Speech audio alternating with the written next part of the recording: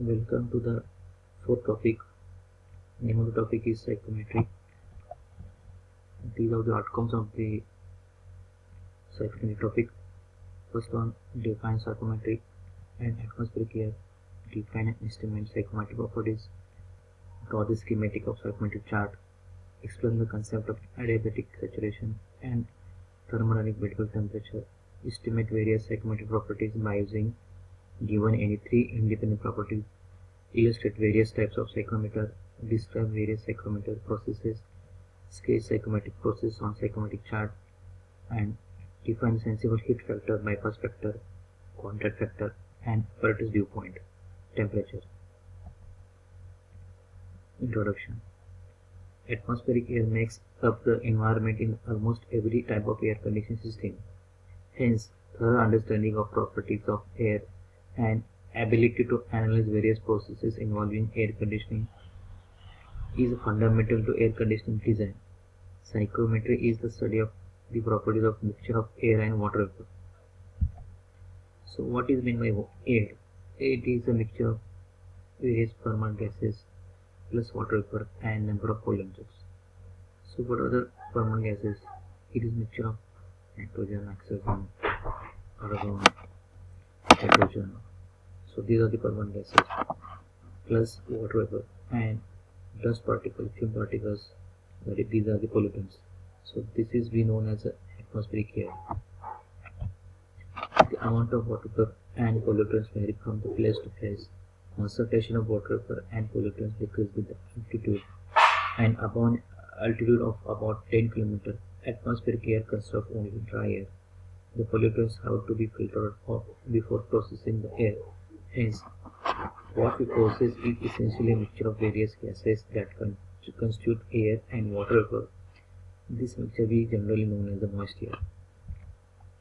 So, atmospheric air, which has a mixture of permanent gases, water vapor, and dust particles, fume particles.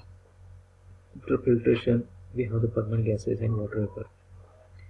Okay, so permanent gases, mixture of permanent gases and water vapor is called as a moist air, and the mixture of permanent gases is called as a dry air. If air is having dry air, it means that it doesn't contain any water vapor. It has only mixture of permanent gases, nitrogen, oxygen, and argon. Like so, moist air can be thought as a mixture of dry air and moisture. For all practical purposes, the composition of dry air can be considered as constant. Okay, these constants are defined by this International Joint Committee on Psychometric Data, which is set in 1949. So oxygen has a percentage of about 20.95 by the mass, nitrogen 78.09, argon 0.93, carbon dioxide 0.03. So total is 100%. Based on above the composition, molecular weight of dry air is found to be 28.966 and gas constant R is 287.035 joule per kg Kelvin. While the composition of air is constant, amount of water vapor present in the air may vary from 0 to maximum. At a given temperature and pressure, dry air can only hold a certain maximum amount of moisture. When the moisture content is maximum, then we call this air is a saturated air. For calculation purposes, molecular weight of water vapor is taken as 18.015 and its gas constant is 461.52 joule per kg Kelvin. Estimating properties of moisture. It is difficult to estimate the exact values of the properties of air because air is a mixture of several gases like nitrogen, oxygen, hydrogen plus water vapor. These gases will have a different behavior at microscopic level. However, moist air up to 3 atmosphere pressure is found to be obey perfect gas law and accuracy of sufficient for engineering calculation. For very high accuracy, one has to consider the real gas behavior of the moist air by considering interaction between the various gases and water vapor This requires application of principles of statistical mechanics. So moist air is treated as a perfect gas mixture of dry air and water vapor. So we assume that we can apply this perfect gas law for our calculation purpose. So these are the properties of the dry air, properties of the moist air. Okay, so first one is drivable temperature. So it is a temperature which is measured by the ordinary thermometer, which has a bulb of mercury, which measures the temperature from 0 to 100 degrees Celsius. Or some thermometer may have minus 50 degrees to plus 50 degrees Celsius temperature range. So this is the temperature measured by the ordinary thermometer that we use ordinarily. The second property is the saturated vapor pressure. Okay, what is meant by this? It means that we can calculate this vapor pressure by using stream table, and its definition is that it is the saturated partial pressure of water vapor at the drivable temperature. It means that if you know the drivable temperature of the given air, then by using stream table related to the drivable temperature, we can find the partial pressure of the vapor air present at that time by using tables and charts.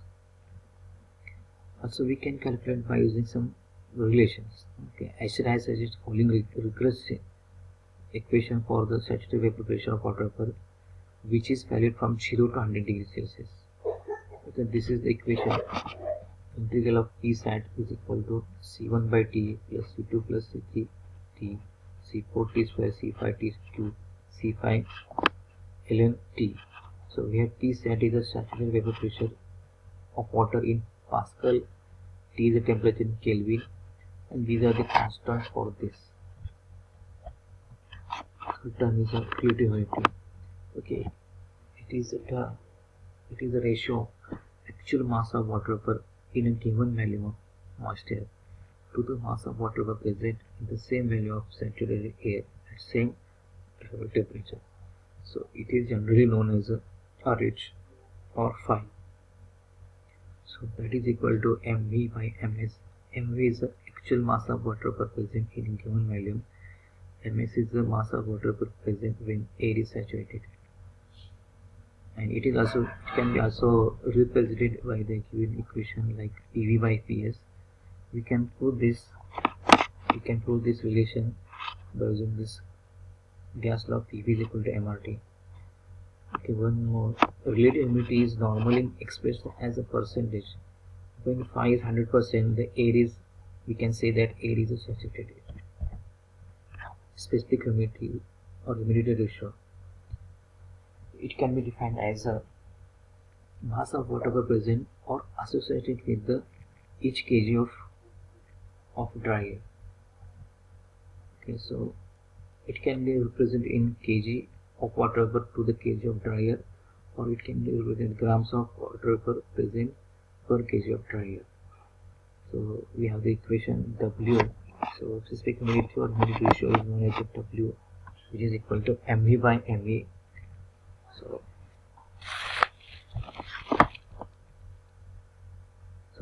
it means that kg of water vapor per kg of dry air. So we can put this by using gas law. We can put this mass in terms of pressure, value, temperature, and universal gas constant. So PV into V is divided by RV by T. So V stands for water vapor. So temperature is same as for dry air temperature. Then V's volume is also constant. So by solving this equation, we will get PV by RV divided by PT. So we can represent this PA in terms of total pressure minus partial pressure of water vapor divided by RA. So RA is equal to 0.87 kilojoule per kg Kelvin. RV is equal to 0.461 kilojoule per kg Kelvin.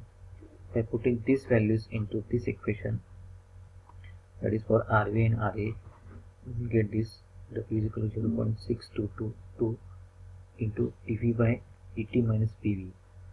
This expressed in kg per kg of dry air or grams per kg of dry air, where PV is equal to partial pressure of water vapor in bars, and PT also it can be represented PB, which is known as the barometric pressure in bars.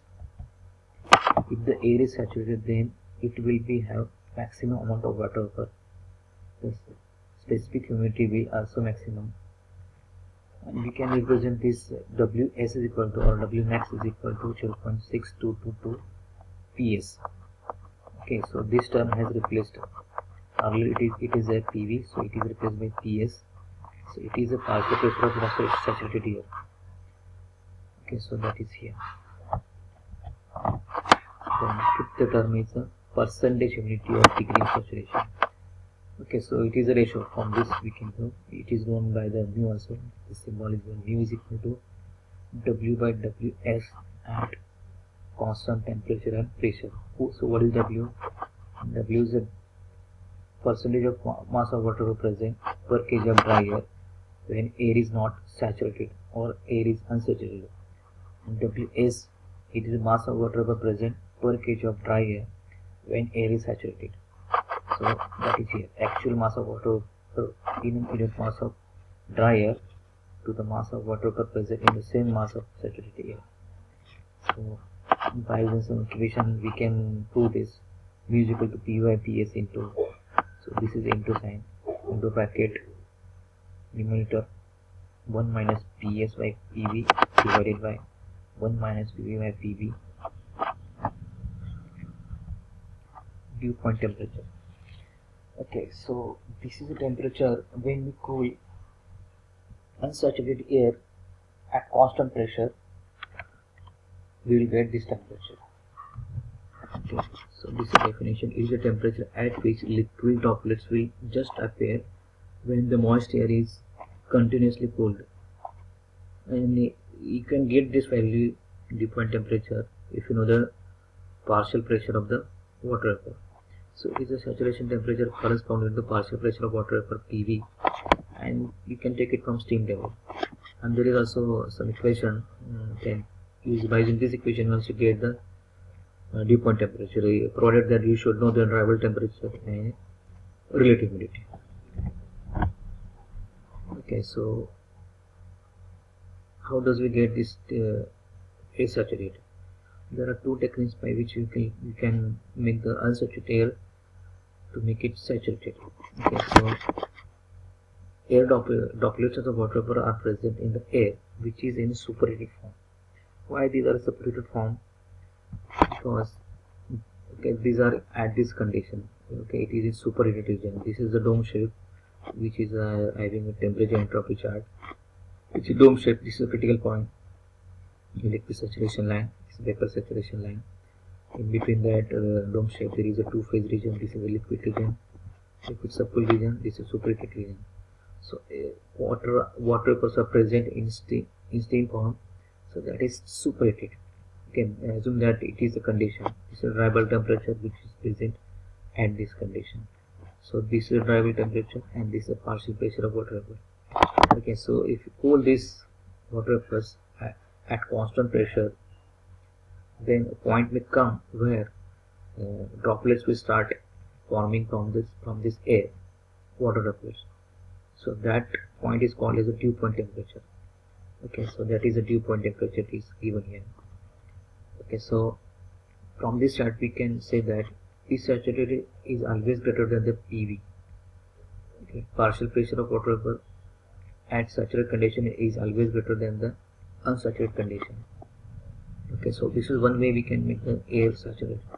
Another way by which we can make the air saturated is that if you add water vapor into this stream of air, this point may shift to this position that we are adding water vapor to, so that there is a rising pressure the air. Okay, so Psat will be this one. So up to this we can add water vapor. So how do you add this water vapor?